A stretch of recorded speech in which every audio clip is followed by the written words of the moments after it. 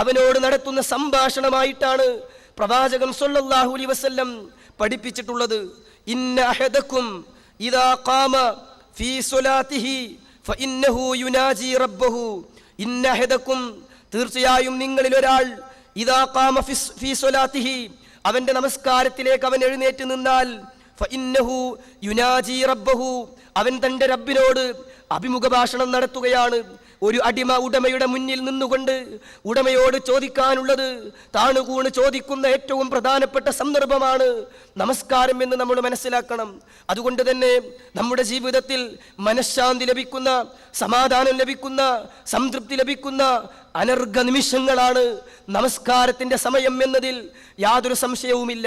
വുളൂവെടുത്ത് ഖുശൂഓടുകൂടി തുമഈനത്തോടുകൂടി അഥവാ അടക്കത്തോടെ ഒതുക്കത്തോടെ നമസ്കരിക്കേണ്ട രൂപത്തിൽ അള്ളാഹുവിൻ്റെ മുന്നിൽ നിന്നുകൊണ്ട് നാം നമസ്കരിക്കുമ്പോൾ നെഞ്ചത്ത് കൈവച്ച് നാം റബ്ബിനോട് പ്രാർത്ഥിക്കുമ്പോൾ ആ പ്രാർത്ഥന അള്ളാഹു സ്വീകരിക്കുകയും നമുക്ക് മനസ്സമാധാനം അള്ളാഹു പ്രദാനം ചെയ്യുകയും ചെയ്യുന്നു.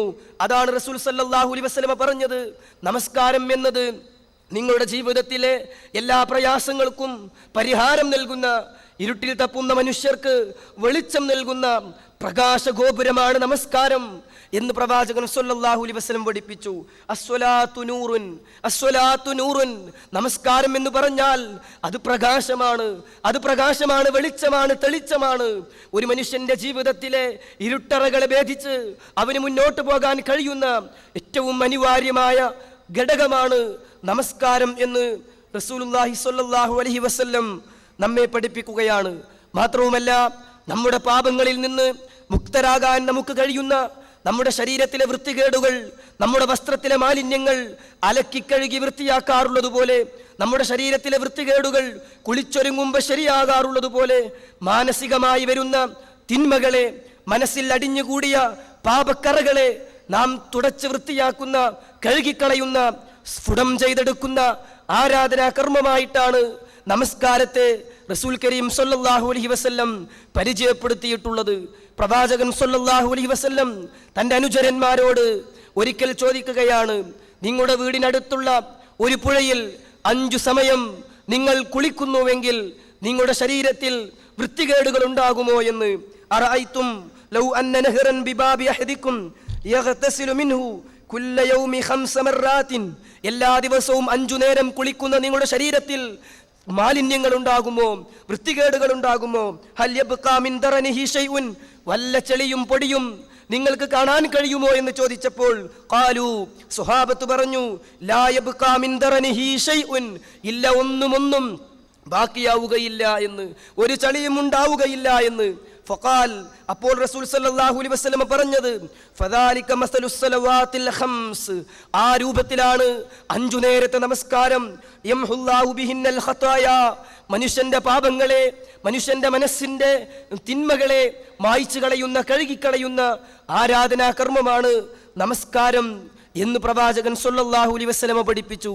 ഇനി മാത്രമല്ല, ആരാണ് അല്ലാഹുവിന്റെ കോടതിയിൽ വിജയിക്കുന്ന ആളുകൾ, വിജയിക്കുന്ന വിശ്വാസികൾ ആരാണ്? വിശുദ്ധ ഖുർആനിലെ സൂറത്തുൽ മുഅ്മിനൂൻ അല്ലാഹു സുബ്ഹാനഹു വ തആല വിശ്വാസികൾ എന്ന് പേര് പരിചയപ്പെടുത്തിയ ഖുർആനിലെ 23-ാം അധ്യായം തുടങ്ങുന്നത് തന്നെ എങ്ങനെയാണ്? ഖദ് അഫ്ലഹൽ മുഅ്മിനൂൻ അല്ലദീന ഹും ഫീ സ്വലാത്തിഹിം ഖാശിഊൻ. അതേ, തീർച്ചയായും വിജയികൾ എന്ന് പറഞ്ഞാൽ വിശ്വാസികളാണ്. ഖദ് അഫ്ലഹൽ മുഅ്മിനൂൻ, തീർച്ചയായും വിശ്വാസികൾ വിജയിക്കുക തന്നെ ചെയ്തിരിക്കുന്നു. ആരാണ് വിജയികളായ വിശ്വാസികൾ? അല്ലദീനഹും ഫീ സ്വലാത്തിഹിം ഖാശിഊൻ, തങ്ങളുടെ നമസ്കാരത്തിൽ അടക്കവും ഒതുക്കവും കാത്തു സൂക്ഷിച്ച് താഴ്മയോടുകൂടി നമസ്കാരം അതിൻ്റെതായ രൂപത്തിൽ, രീതിയിൽ, സമയങ്ങളിൽ നിർവഹിക്കാൻ സാധിക്കുന്നുവെങ്കിൽ അത്തരം വിശ്വാസികളാണ് വിജയികളായ വിശ്വാസികൾ എന്ന് വിശുദ്ധ ഖുർആനിലൂടെ അല്ലാഹു സുബ്ഹാനഹു വ തആല നമ്മെ പഠിപ്പിക്കുകയാണ്. സഹോദരങ്ങളെ, ഈ ഭൗതിക ജീവിതത്തിലെ ഒരുപാട് തിന്മകൾ കണ്ണു തുറന്നാൽ കാണുന്നതും കാതോർത്താൽ കേൾക്കുന്നതും അധാർമികതയുടെ, അശ്ലീലതയുടെ, മ്ലേച്ഛ വൃത്തികേടുകളുടെ എല്ലാവിധർക്കും മനുഷ്യനെ അങ്ങേയറ്റം തരം താഴ്ത്തുന്ന തിന്മകളാണെങ്കിൽ അത്തരം വൃത്തികേടുകളിൽ നിന്ന്, മ്ലേച്ഛതകളിൽ നിന്ന്, മോശമായ പ്രവർത്തനങ്ങളിൽ നിന്ന്, ചിന്തകളിൽ നിന്ന് മനുഷ്യനെ അകറ്റി നിർത്തുന്ന ആരാധനാ കർമ്മമാണ് നമസ്കാരം എന്ന് വിശുദ്ധ ഖുർആനിലെ സൂറത്തുൽ അങ്കബൂത്തിലെ 45-ാമത്തെ വചനത്തിലൂടെ അള്ളാഹു പഠിപ്പിക്കുകയാണ്, വഅഖിമിസ്സലാത്ത്, നീ നമസ്കാരം മുറപ്രകാരം അനുഷ്ഠിക്കണം. ഇന്നസ്സലാത്ത തൻഹാ അനിൽ ഫഹ്ശാഇ വൽ മുൻകർ, തീർച്ചയായും വൃത്തികേടുകളിൽ നിന്നും അശ്ലീലതകളിൽ നിന്നും മോശമായ പ്രവർത്തനങ്ങളിൽ നിന്നും ചിന്തകളിൽ നിന്നും മനുഷ്യനെ തടഞ്ഞു നിർത്തുന്ന, മനുഷ്യന് സുരക്ഷിതത്വം നൽകുന്ന ആരാധനാകർമ്മമാണ് നമസ്കാരം എന്ന് റസൂലുള്ളാഹി സ്വല്ലല്ലാഹു അലൈഹി വസല്ലം പഠിപ്പിക്കുകയാണ്. മാത്രവുമല്ല അല്ലാഹു സുബ്ഹാനഹു വ തആല ഒരു വിഭാഗത്തെ പരിചയപ്പെടുത്തുന്നുണ്ട്. എന്താണ് അവർക്ക് പറ്റിയത് എന്നോ? അവർ നരകത്തിലാണ്. നരകത്തിൽ പ്രവേശിക്കാൻ പറ്റിയ പ്രശ്നം, ഫഖലഫ മിൻ ബഅദിഹിം ഖൽഫുൻ അളാഉസ് സ്വലാത്ത് വത്തബഉശ് ശഹവാത്ത്, അവർ നമസ്കാരം പാഴാക്കുന്നവരും അവർ ദേഹേച്ഛകളെ പിൻപറ്റുന്നവരുമായിരുന്നു. ഫസൗഫ യൽഖൗന ഖയ്യാ, ആ ദുർമാർഗത്തിന്റെ ഫലം അവർ കണ്ടെത്തുക തന്നെ ചെയ്യും എന്ന് വിശുദ്ധ ഖുർആനിലെ 19-ാം അധ്യായം സൂറത്തു മറിയമിലെ 59-ാമത്തെ വചനത്തിലൂടെ അല്ലാഹു സുബ്ഹാനഹു വ തആല നമ്മെ പഠിപ്പിക്കുകയാണ്. ഒരു വിഭാഗം ആളുകൾ വന്നു. എന്താണ് അവരുടെ പ്രശ്നം? അവർ നമസ്കാരം പാഴാക്കുന്നവരായിരുന്നു, നമസ്കാരത്തിൽ ശ്രദ്ധയില്ലാത്തവരായിരുന്നു.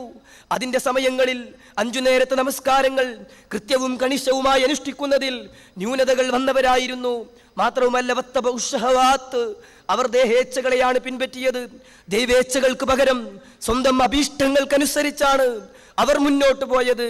അതുകൊണ്ട് ഫസൗഫ യൽഖൗന ഖയ്യാ, ആ ദുർമാർഗത്തിന്റെ ഫലം, അതിൻ്റെ തിക്തഫലം അവർ അനുഭവിക്കുക തന്നെ ചെയ്യും, അവർ കണ്ടെത്തുക തന്നെ ചെയ്യും എന്ന് വിശുദ്ധ ഖുർആൻ പഠിപ്പിച്ചു. ഇനി മാത്രമല്ല, ഒരു വിഭാഗം സ്വർഗത്തിലും മറുവിഭാഗം നരകത്തിലും എത്തുമ്പോൾ സ്വർഗാവകാശികൾ പരസ്പരം ചോദിക്കുകയാണ്, അല്ല അനിൽ മുജ്രിമീൻ, കുറ്റവാളികളെ സംബന്ധിച്ച് സ്വർഗാവകാശികൾ ചോദിക്കും, മാ സലക്കക്കും ഫീ സഖർ, നിങ്ങൾ എങ്ങനെയാണ് ഈ നരകത്തിന്റെ സഖർ എന്ന് പറയുന്ന വേദനയേറിയ തിളച്ചുമറിയുന്ന ഈ തീയിൽ നിങ്ങൾ എങ്ങനെയാണ് പ്രവേശിച്ചത്? അവരുടെ ഒന്നാമത്തെ മറുപടി, ഖാലൂ ലം നകു മിനൽ മുസല്ലീൻ, ഞങ്ങൾ നമസ്കരിക്കുന്നവരായിരുന്നില്ല, നമസ്കരിക്കുന്നവരിൽ ഉൾപ്പെടാൻ ഞങ്ങൾക്ക് സാധിച്ചിരുന്നില്ല, ഞങ്ങളുടെ നമസ്കാരങ്ങളിൽ അത്ര കൃത്യതയൊന്നും ഞങ്ങൾ പാലിച്ചിരുന്നില്ല, അതുകൊണ്ടാണ് ഞങ്ങൾ ഈ നരകത്തിന്റെ സഖർ എന്ന ഭാഗത്ത് പ്രവേശിച്ചത് എന്ന് നരകാവകാശികൾ വിളിച്ചു പറയുമ്പോൾ, വിശ്വാസികളെ, നമ്മളിൽ ഒരാളും അക്കൂട്ടത്തിലുണ്ടാകാൻ പാടില്ല. നമസ്കാരം പാഴാക്കുന്നവരായി, നമസ്കാരം ഒഴിവാക്കുന്നവരായി, നമസ്കാരത്തിൽ ന്യൂനതകൾ വരുന്നവരായി നമ്മളിൽ ഒരാളും ഉണ്ടായിക്കൂടാ. കൃത്യമായ നമസ്കാരം നമ്മൾക്ക് ഓരോരുത്തർക്കും ഉണ്ടാകണം. നമസ്കാരം എന്നത് ഞാൻ പറഞ്ഞുവല്ലോ, ഏറെ വിശദീകരിക്കേണ്ടതാണ്. സമയത്തിന്റെ പരിധിയിലും പരിമിതിയിലും നിന്നുകൊണ്ട് മർമ്മമായ ചില ഭാഗങ്ങൾ മാത്രം പരാമർശിക്കുമ്പോൾ നമസ്കാരത്തിൽ ഏറ്റവും പ്രധാനപ്പെട്ടതാണ് ജമാഅത്തായി നമസ്കരിക്കുക എന്നത്. റസൂലുള്ളാഹി സ്വല്ലല്ലാഹു അലൈഹി വസല്ലം പഠിപ്പിച്ചു, സ്വലാത്തുൽ ജമാഅത്തി അഫ്ളലു മിൻ സ്വലാത്തിൽ ഫർദി ബി27 ദറജ. സ്വലാത്തുൽ ജമാഅത്തി, സംഘമായിട്ടുള്ള നമസ്കാരം, അഫ്ളലു മിൻ സ്വലാത്തിൽ ഫർദ്, ഒറ്റക്ക് നമസ്കരിക്കുന്നതിനേക്കാളും ശ്രേഷ്ഠമാണ്. ബി27 ദറജ, 27 ഇരട്ടി എന്ന് ഇമാം മുസ്ലിം റിപ്പോർട്ട് ചെയ്യുന്ന ഹദീസിലൂടെ റസൂലുള്ളാഹി സ്വല്ലല്ലാഹു അലൈഹി വസല്ലം നമ്മെ പഠിപ്പിക്കുകയാണ്. അതുകൊണ്ട് 27 ഇരട്ടി പ്രതിഫലം വാഗ്ദാനം ചെയ്യപ്പെട്ട ജമാഅത്ത് നമസ്കാരങ്ങളിൽ കൂടി കണിശതയുള്ളവരാകാൻ മുഅ്മിനീങ്ങളെ, നമസ്കരിക്കുന്നവരെ നമ്മൾക്ക് ഓരോരുത്തർക്കും സാധിക്കണം. വിശുദ്ധ റസൂൽ സല്ലല്ലാഹു അലൈഹി വസല്ലം പഠിപ്പിച്ചു, മൻ ഗദാ ഇലൽ മസ്ജിദി ഔ റാഹ അഅദ്ദല്ലാഹു ലഹു ഫിൽ ജന്നതി നുസ്ലൻ കുല്ലമാ ഗദാ ഔ റാഹ. മൻ ഗദാ ഇലൽ മസ്ജിദി, ആരെങ്കിലും രാവിലെ പ്രഭാതത്തിൽ പള്ളിയിൽ പോയാൽ, ഔ റാഹ അല്ലെങ്കിൽ വൈകുന്നേരത്ത് പോയാൽ, അഅദ്ദല്ലാഹു ലഹു, അല്ലാഹു അവന് വേണ്ടി ഒരുക്കി കൊടുക്കും, ഫിൽ ജന്നതി, സ്വർഗ്ഗത്തിൽ, നുസ്ലൻ, സൽക്കാരം, കുല്ലമാ ഗദാ ഔ റാഹ, രാവിലെയും വൈകുന്നേരത്തും പോകുമ്പോഴൊക്കെയും സ്വർഗത്തിലെ സൽക്കാരമാണ് അവനല്ലാഹു ഒരുക്കി വെക്കുന്നത്, അവനല്ലാഹു രേഖപ്പെടുത്തുന്നത്. അതുകൊണ്ട് പള്ളിയിൽ പോയി ജമാഅത്തായി നമസ്കരിക്കുന്നതിന് ഏറെ പ്രാധാന്യമുണ്ട് എന്ന് റസൂലുള്ളാഹി സ്വല്ലല്ലാഹു അലൈഹി വസല്ലമയുടെ ഈ ഹദീസിൽ നിന്ന് നമുക്ക് മനസ്സിലാക്കാൻ കഴിയുന്നു. നാം പള്ളിയിൽ ജമാഅത്തിന് പോയി കൃത്യമായി നമസ്കരിക്കുന്നുവെങ്കിൽ, വീട്ടിൽ നിന്ന് വുളൂവെടുത്ത് നാം പള്ളിയിലേക്ക് പുറപ്പെട്ടത് മുതൽ പള്ളിയിലെത്തുന്നത് വരെയുള്ള ഓരോ കാലടിക്കും പ്രതിഫലം നൽകപ്പെടുകയും ഓരോ കാലടിക്കും ദറജകൾ ഉയർത്തപ്പെടുകയും അതോടൊപ്പം തന്നെ പാപങ്ങൾ പൊറുക്കപ്പെടുകയും പ്രതിഫലം രേഖപ്പെടുത്തുകയും ചെയ്യുന്നു എന്ന് ഇമാം മുസ്ലിം റിപ്പോർട്ട് ചെയ്യുന്ന ഹദീസിൽ നമുക്ക് കാണാൻ കഴിയും.